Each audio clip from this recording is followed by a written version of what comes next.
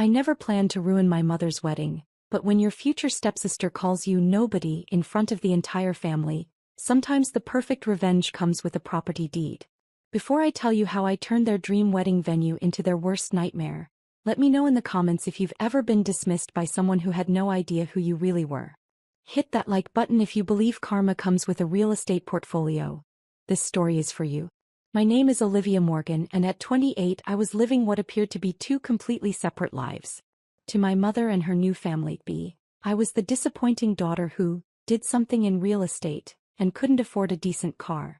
In reality, I was the owner of Morgan Heritage Properties, a luxury venue and estate management company worth over $200 million. The irony? The exclusive Hamilton estate where my mother Patricia was planning her dream wedding to Richard Hamilton was actually mine. Not that anyone knew that, yet. Growing up in suburban Connecticut, it was always just Mom and me after Dad died when I was 8. We weren't poor thanks to Dad's life insurance, but Mom was always chasing the next level of social status. When she met Richard Hamilton, a wealthy widower with 2 daughters at a country club fundraiser, I knew everything would change. Richard's daughters, Ashley and Madison Hamilton, were walking stereotypes of old money privilege. Ashley, 26, worked as a social media influencer, while Madison, 24, managed their father's social calendar. Both treated me with the kind of calculated disdain that only comes from a lifetime of inherited wealth. "Oh, you sell houses?" Ashley had sneered during our first meeting. How quaint. What they didn't know was that by then, I already owned the company that managed their father's favorite golf club. My journey to secret success started with my father's death.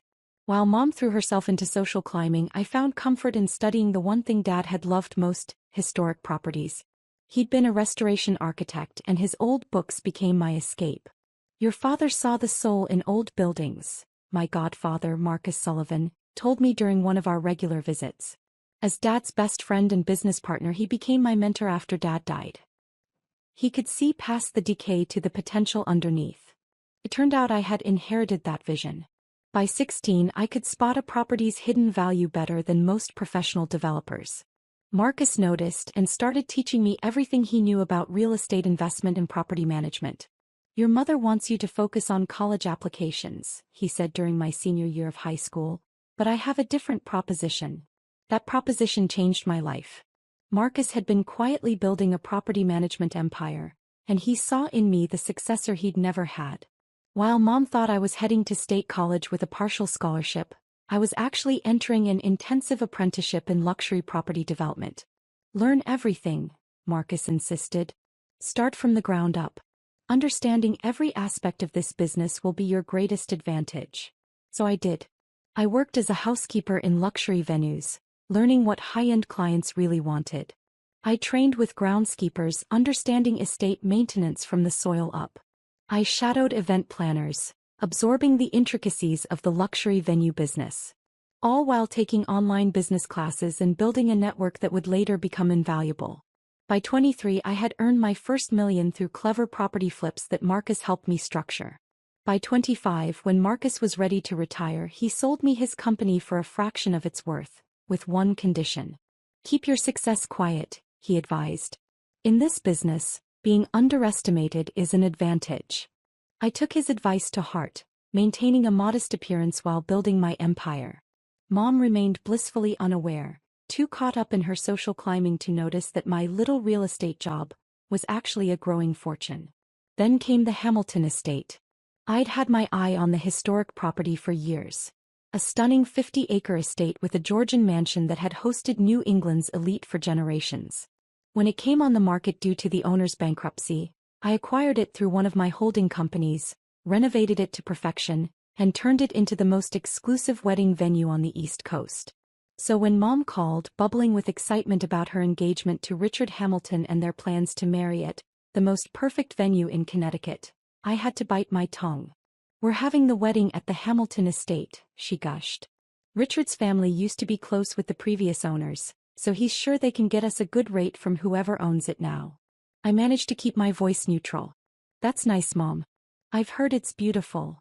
What followed was 6 months of watching my mother, Richard, and his daughters plan their perfect wedding at my property, all while treating me like an irrelevant observer.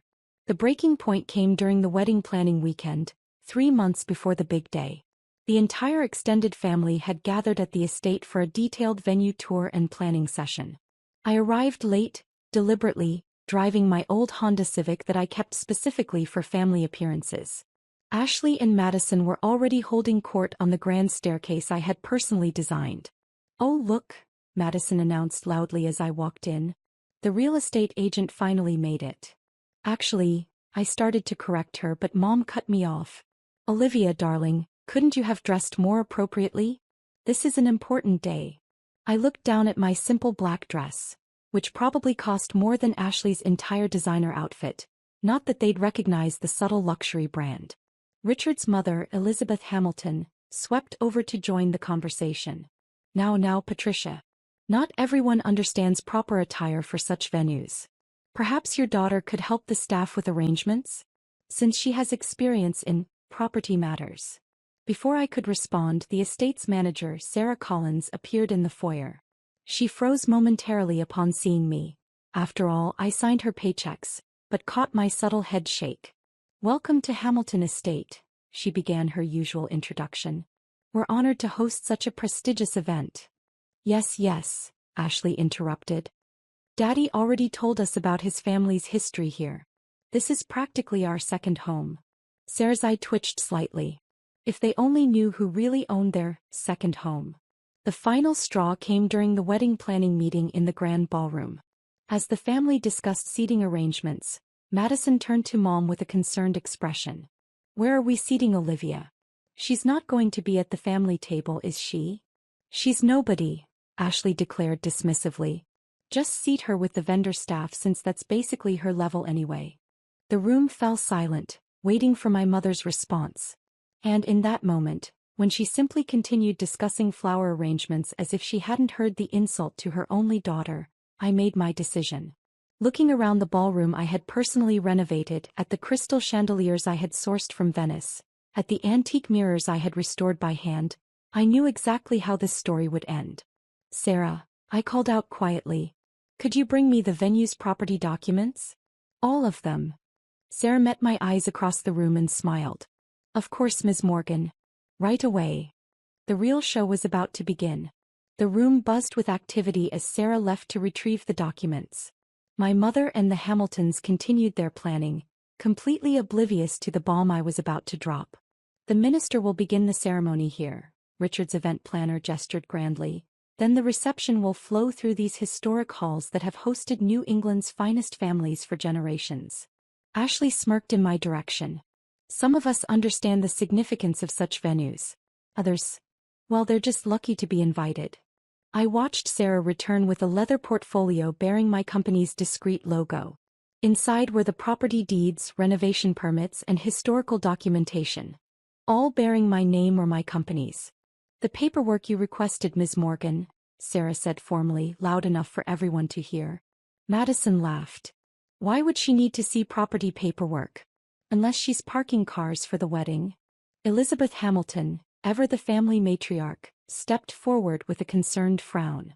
"Perhaps we should focus on the important details. The Hamilton estate has always been associated with proper society, and we must maintain certain standards." I opened the portfolio slowly, savoring the moment. "Oh, I completely agree about maintaining standards. That's why I spent $12 million on renovations last year." The room fell silent. "What did you say?" Richard asked, speaking directly to me for perhaps the first time ever. I pulled out the first document, the property deed with my name clearly listed as owner.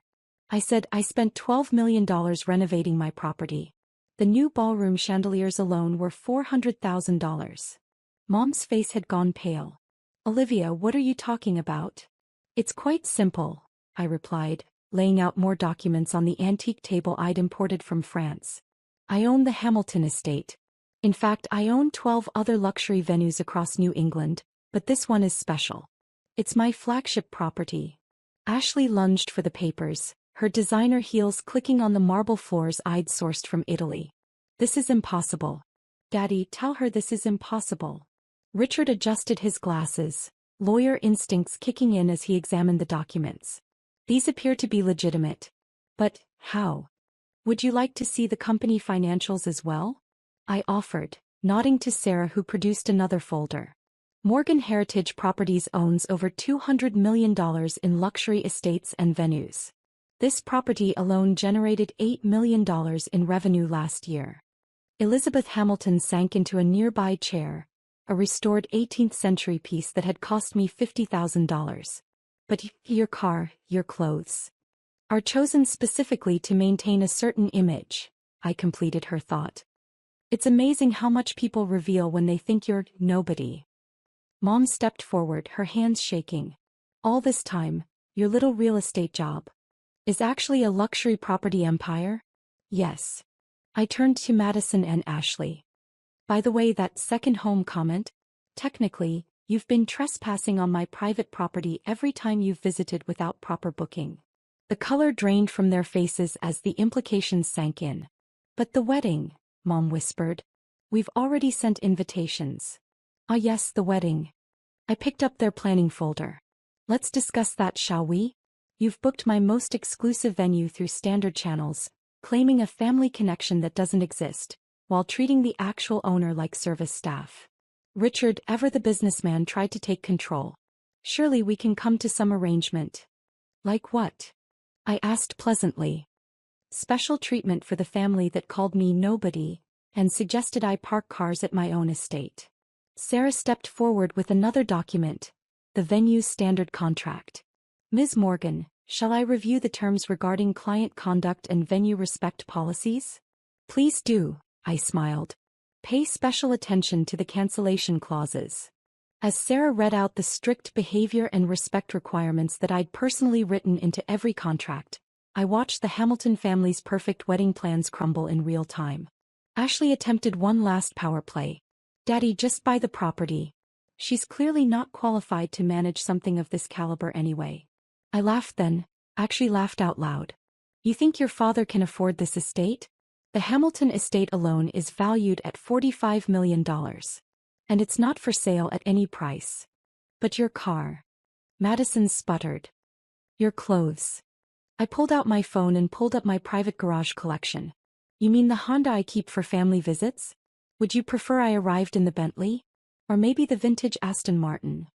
Next, I opened my closet app, displaying my extensive wardrobe of subtle luxury pieces.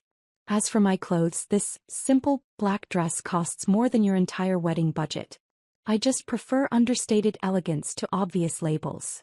The room had descended into chaos. Elizabeth Hamilton was having what appeared to be a mild panic attack. Ashley and Madison were furiously Googling Morgan Heritage Properties on their phones. Richard was still examining the property documents as if hoping to find a loophole.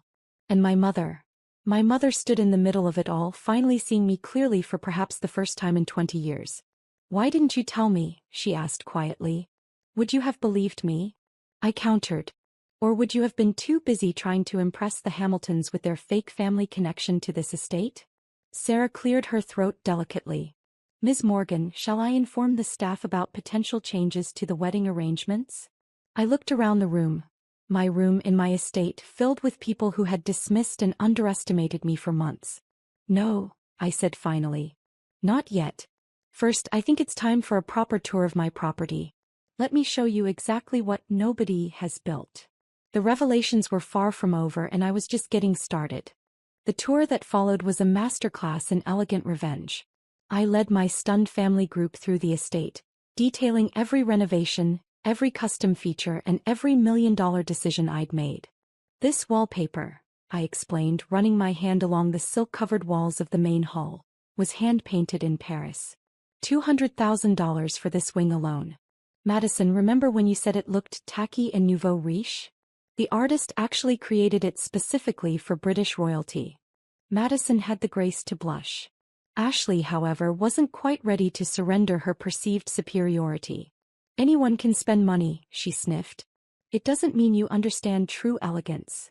I stopped at the grand staircase. Interesting perspective. Sarah, what was our rating in last month's Luxury Venue Quarterly? The Hamilton estate was ranked #1 in North America, Sarah replied smoothly. The article particularly praised the owner's impeccable taste and understanding of historic preservation while catering to modern luxury. The owner, Elizabeth Hamilton repeated weakly. All this time? Yes, I confirmed. Every time you bragged about your family's connection to this estate, you were actually bragging about my property. Every time you dismissed me as nobody, you were insulting the person who owned the very ground you were standing on. We reached my private office, a space that perfectly blended historic architecture with modern luxury. The walls were lined with architectural awards and magazine covers featuring my venues. Your little social media influence career? I addressed Ashley directly. Half your most popular posts were taken at my properties. In fact, you've been inadvertently promoting my business for years. Richard, who had been unusually quiet, finally spoke up. Your business acumen is impressive. Perhaps we could discuss some sort of partnership. You mean now that you know I'm wealthy? I cut him off. Oh, thank you. I prefer to maintain complete control of my properties. Mom had been following silently, her eyes growing wider with each revelation. Now she stepped forward, tears in her eyes. Olivia, I had no idea, all these years. That's the point, Mom. You never asked. You were too busy trying to marry into what you thought was old money to notice that your own daughter had built something substantial. I led them to the estate's wine cellar, where I'd installed a state-of-the-art tasting room. This renovation alone cost $3 million. Would anyone like a drink? I find Dom Perignon helps with processing difficult truths. As Sarah arranged champagne service, I pulled up my company's portfolio on the room's hidden screens. Properties across New England appeared, each more stunning than the last. Morgan Heritage Properties specializes in historic estate renovation and luxury venue management, I explained, watching their faces as they realized the true scope of my success. This estate was my first major acquisition, but certainly not my last. But how? Madison burst out. How did you afford all this? Hard work, smart investments, and the advantage of being underestimated, I replied. While you were busy managing your father's social calendar, I was building an empire. Every time you treated me like staff, I was actually your landlord. Elizabeth Hamilton had finally found her voice again. The wedding, what happens now? I sat back considering the question. The power to destroy their perfect wedding plans lay entirely in my hands. That depends, I said slowly. Are you still comfortable having nobody involved in your celebration? The silence was deafening. Here's what's going to happen, I continued. If you want to keep your wedding date at my venue, there will be some changes. First, a new contract at my personal client rate. No more pretending about family connections. Second, I'll be at the family table, not with the staff. And third, I smiled. An apology. A public one. This is blackmail, Ashley protested. No, I corrected. This is business. You wanted to get married at the most exclusive venue in New England. This is what it costs, financially and personally. Mom stepped forward then, her social climbing ambitions warring with maternal pride. Olivia, I've been so blind. So focused on finding status that I didn't see you had already achieved it. Can you forgive me? I looked at my mother, really looked at her, and saw something new in her eyes. Respect. The wedding can proceed, I said finally. But from now on things will be different. I'm not the daughter you need to apologize for anymore. I'm the daughter who owns the empire you wanted to marry into. The weeks that followed brought dramatic changes. The Hamiltons, faced with the choice between swallowing their pride or finding a new venue on short notice, chose pragmatism. Ashley and Madison's social media suddenly featured glowing posts about their brilliant future stepsister. Elizabeth Hamilton began bragging about her soon-to-be relation to the owner of Morgan Heritage Properties. The wedding itself was perfect. I made sure of it. After all, excellence is the best revenge. Mom found me alone in my office just before the ceremony. I didn't just miss seeing your success, she said quietly. I miss seeing you. Really seeing you. Well, I replied, standing to adjust her veil, now you have the chance to start over. With your actual daughter, not the version you thought needed fixing. I'm so proud of you, she whispered. Your father would be too. As I walked my mother down the aisle of my estate, past the luxury I'd created and the success I'd hidden, I thought about all the times I'd been dismissed as nobody. Each slight had just been fuel for my fire, each dismissal another brick in my empire. The minister, reading from his notes, began, "We are gathered here today at the magnificent Hamilton estate." "Actually," I interrupted with a smile, "it's the Morgan estate now. After all, sometimes the best revenge isn't just success. It's making sure everyone knows exactly who succeeded." Have you ever been underestimated by family? Ever had to hide your success until the perfect moment? Share your story in the comments below. And if this tale of hidden triumph and sweet revelation resonated with you, don't forget to like and subscribe for more stories about success served with a side of justice. Remember, sometimes being nobody is the perfect cover for becoming somebody they'll never forget.